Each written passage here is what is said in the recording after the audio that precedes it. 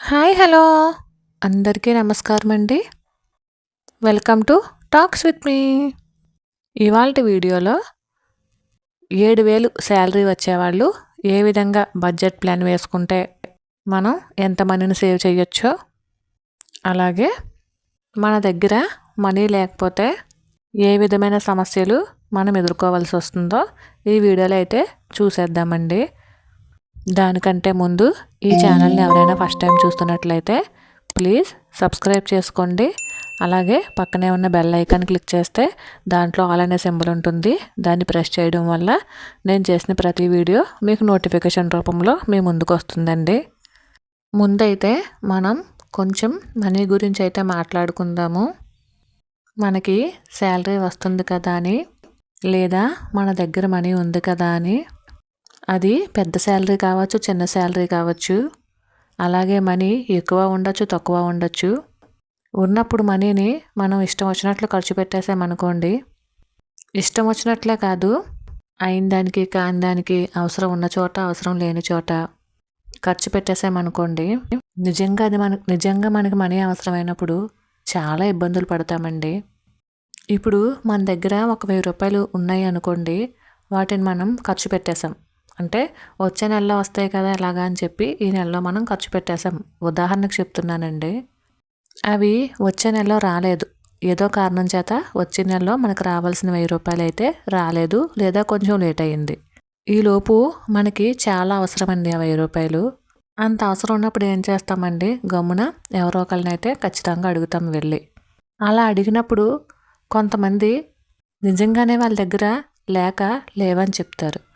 ఇంకొంతమంది మన మీద నమ్మకం లేకనో, లేదంటే ఇది వరకు ఎవరికో ఇచ్చి వాళ్ళ 1,000 రూపాయలు వాళ్ళకి ఇవ్వక వాళ్ళ 1,000 రూపాయలు పోగొట్టుకుని దానివల్లనో, లేదా మన అవసరం వాళ్ళకి లోకువ అవ్వడం వలనో, లేదా వాళ్ళకి ఏదో అవసరం ఉందో ఒక్కొక్కసారి మనకు ఆ 1,000 రూపాయలే పుట్టవండి ఎక్కడాను.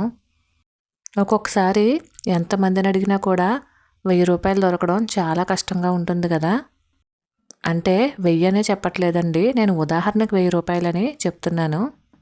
మనం ఎంత నిజాయితీగా ఉన్నప్పటికీ ఒక్కొక్కసారి ఈ విధంగానే అవుతూ ఉంటుంది. మన దగ్గర హెల్ప్ తీసుకున్న వాళ్ళు కూడా మనకు అవసరమైనప్పుడు హెల్ప్ చేయడానికి ఆలోచిస్తారు. అంటే కావాలని ఆలోచించరండి, పాపం వాళ్ళ దగ్గర కూడా లేకనేనేమో. మనం ఎవరిని తప్పు పడడానికి లేదు. ఒక 1,000 రూపాయల కోసం మన బంధువుల దగ్గరికి వెళ్ళి అడిగితే ముఖ్యంగా మనం మన బంధువుల మధ్య ఖచ్చితంగా చులకనైపోతామండి. జస్ట్ నేను 1,000 ఎగ్జాంపుల్కి మాత్రమే చెప్తున్నాను. వీడు మనీ ఉందని చెప్పి ఎక్కువ ఖర్చు పెట్టేశాడు, ఇప్పుడు లేదని నా దగ్గరకు వచ్చి అడుగుతున్నాడు అని అలాంటి మాటలు ఎన్నో వినాల్సి వస్తుంది. మన బంధువుల్లోనే మనం ఖర్చు పెట్టేటప్పుడు ఒక్కొక్కసారి చూస్తూ ఉంటారు కదా, వాళ్ళు ఒక్కొక్కసారి, అందరూ కాదండి కొంతమంది మాత్రమే, చూసినప్పుడు వామ్మో వీడు ఇలా ఖర్చు పెట్టేస్తున్నాడు ఏంటి, ఉన్నవి కదా అని చెప్పి ఖర్చు పెట్టేస్తున్నాడు, ఇప్పుడు లేవు కాబట్టి నా దగ్గరకు వచ్చాడు, ఇప్పుడు నేను ఇచ్చినా కూడా అలాగే ఖర్చు పెట్టేస్తాడు అని వాళ్ళు అనుకుని మనకు ఒక్కొక్కసారి ఆ 1,000 రూపాయలు ఇవ్వడానికి జంకుతారండి, వెనకడుగేస్తారు. కాబట్టి మనం దీపం ఉండగానే ఇల్లు చక్కబెట్టుకోవాలి అనుకునేలాగా డబ్బులు ఉండగానే మనం పొదుపు చేసుకోవాలండి.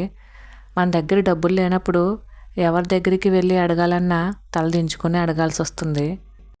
పెద్ద పెద్ద వాటికి ఎలాగా తప్పదు, పెద్ద పెద్ద వాటికి అత్యవసరాలకి ఇలాంటప్పుడు ఎలాగో తప్పదండి అడగడం, అప్పు చేయటమును.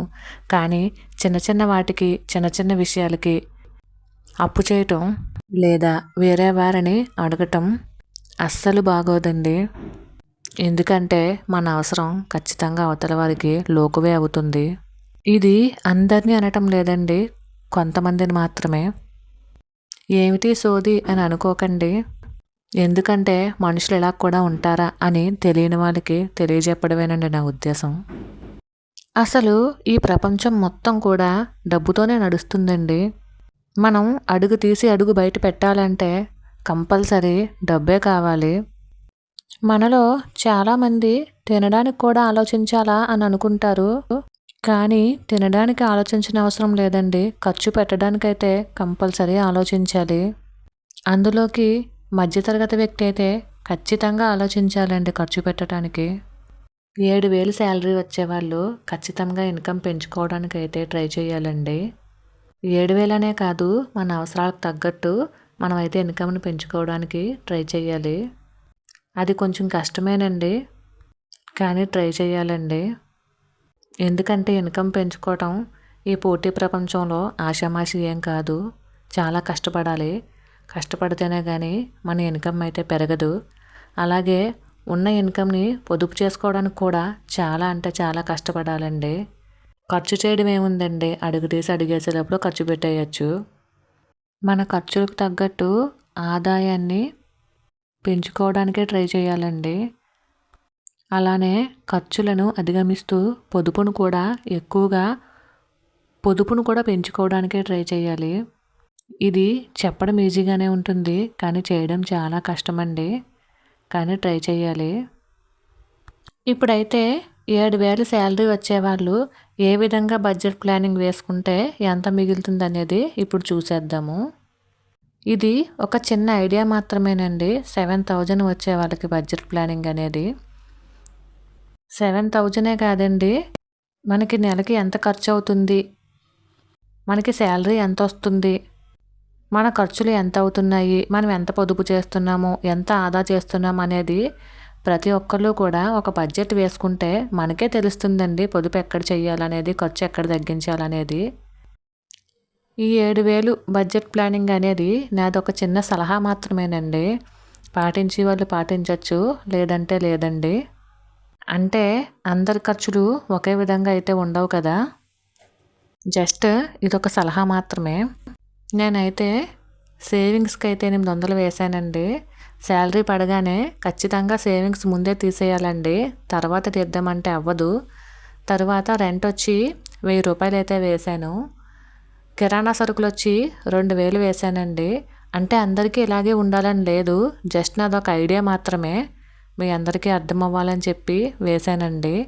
ఇదొక ఐడియా మాత్రమే, కానీ ప్రతి ఒక్కళ్ళు కూడా బడ్జెట్ అనేది వేసుకుంటేనే మనకి ఖర్చు ఎక్కడవుతుందని తెలుస్తుంది. కిరాణా సరుకులు 2,000, అలాగే వెజ్కి నాన్ వెజ్కి 800 వేశానండి. పాలకి 500 వేశాను. కరెంటు బిల్లు 150 రూపాయలు వేశాను. గ్యాస్ వచ్చి 550 వేశాను. పెట్రోల్కి 800 వేశానండి. రీఛార్జీలకి గట్ట 300 వేశానండి. మొత్తం వచ్చి 6,900 అయ్యింది. నేను ఆల్రెడీ పైన సేవింగ్స్ కింద 100 తీసాను కదా, దీన్ని ఎక్స్ట్రా సేవింగ్ కింద అయినా పెట్టుకుని 900 ఉంచుకోవచ్చు, లేదా చేతిపట్టుకి ఎక్స్ట్రా ఖర్చుకైనా ఒక 100 రూపాయలు అయితే అలా పక్కన పెట్టుకోవచ్చండి. ఈ రెండు కాదు అనుకుంటే ఎమర్జెన్సీకి ఆ 100 రూపాయలు ఒక హుండీలో వేసేసేయండి. ఈ నెల మనకి ఎమర్జెన్సీ రాకపోవచ్చు, వచ్చే నెల వస్తే కనుక అవసరం అవుతాయి కాబట్టి హుండీలో అయితే వేసేసుకోవచ్చు. అందరికీ ఇలానే అవ్వాలని లేదు.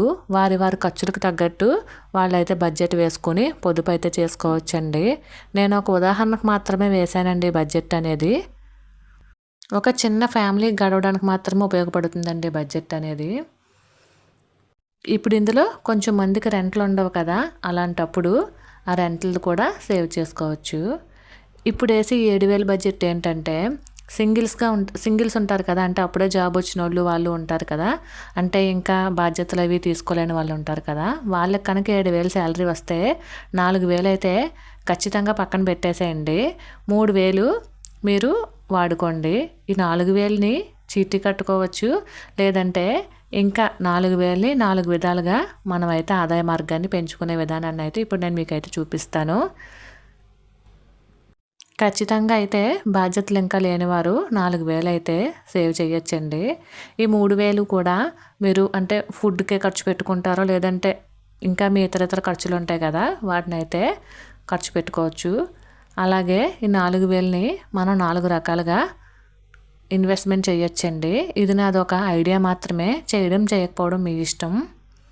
ఫస్ట్ అయితే ఒక 1,000 రూపాయలు చీటీ కట్టేసుకోవచ్చండి. అది మనకు తెలిసిన వాళ్ళ దగ్గర అయితే చీటీ కట్టుకుంటే మనకి 1 ఇయర్లో 10,000 అయితే మనకి చీటీ ద్వారా కనిపిస్తుంది. అలాగే ఒక 500 మీకు స్టాక్ మార్కెట్లో అనుభవం ఉంటే స్టాక్ మార్కెట్లో పెట్టుకోవచ్చు, లేదా మ్యూచువల్ ఫండ్స్లో వేసుకోవచ్చండి. ఒక 500 గోల్డ్ స్కీముల్లో కట్టుకోవచ్చు, దానివల్ల మనకి ఎంతో కొంత గోల్డ్ కాయిన్స్ అయితే తీసుకోవచ్చు కదా. అలాగే ఒక 1000 రూపాయలు అయితే మనం పోస్ట్ ఆఫీస్లో వేసుకున్న లేదంటే బ్యాంక్లో వేసుకున్న ఎంతో కొంత వడ్డీ అయితే జనరేట్ అవుతుంది.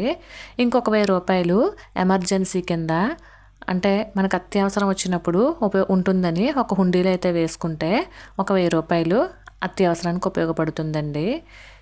4000ని కూడా ఈ విధంగా మనం ఆదాయ మార్గాన్ని పెంచుకోవడానికి ఉపయోగించుకుంటే ఫ్యూచర్లో మనకైతే ఆదాయం పెరుగుతుందండి. ఇది నాదొక చిన్న ఆలోచన మాత్రమేనండి, చిన్న సలహా మాత్రమే. పాటించడం పాటించకపోవడం మీ ఇష్టం. తర్వాత నేను ఒక కామెంట్లో చదివానండి, 4000 చీటీ తన శాలరీ వచ్చేసి 7000 అంట. 4000 చీటీ కట్టేస్తే 3000 ఏమో ఫోన్ బ్యాలెన్స్ వేయించుకుంటానని మొత్తం మీద ఎలానో కామెంట్ అయితే వచ్చిందండి. 7000లోంచి 4300 తీసేస్తే ఇంకా 2700 అయితే ఉంటుంది. 4000 చీటీ అంటున్నారు కాబట్టి చీటీ అనేది ఒక సేవింగ్ అనే నేను అనుకుంటున్నానండి. ఇంకా 2700లో ఏం సేవ్ చేస్తాము అని అడిగారు. సేవింగ్స్ అనేవి మన ఇష్టం కదా. అంటే మీకు బాధ్యతలు ఏమైనా ఉన్నాయి అనుకోండి, కంపల్సరీ ఆ బాధ్యతలకైతే మనం వాడుకోవాల్సి వస్తుంది. లేదు బాధ్యతలు ఏమీ లేదు, ఇంకా సింగిల్గానే ఉంటున్నాము అనుకుంటే ఫుడ్కనో లేదంటే మనం ఉండటానికనో చాలా తక్కువే అండి. సరిపెట్టుకోవటం చాలా కష్టమే, సరిపెట్టుకోవాల్సి వస్తుంది. లేదు మాకు బాధ్యత లేదు, మాకు ఇంట్లో వాళ్ళు పెట్టేవాళ్ళు ఉన్నారు అనుకుంటే ఈ 2700ని కూడా మనమైతే ఇన్వెస్ట్ చేసి మనమైతే దాని నుండి మనీని అయితే జనరేట్ చేయొచ్చండి. అసలు 4000 చీటీ కడుతున్నారంటే అదే సేవింగ్స్ అని చెప్పి నేనైతే అనుకుంటున్నాను. ఈ 2700ని కూడా మనం ఇందాక నేను చెప్పినట్టు పోస్ట్ ఆఫీస్లో కానీ లేదంటే మ్యూచువల్ ఫండ్స్లో కానీ గోల్డ్ కాయిన్ తీసుకోవడంలో కానీ ఇలా ఏ విధంగా అయినా వాడుకోవచ్చండి.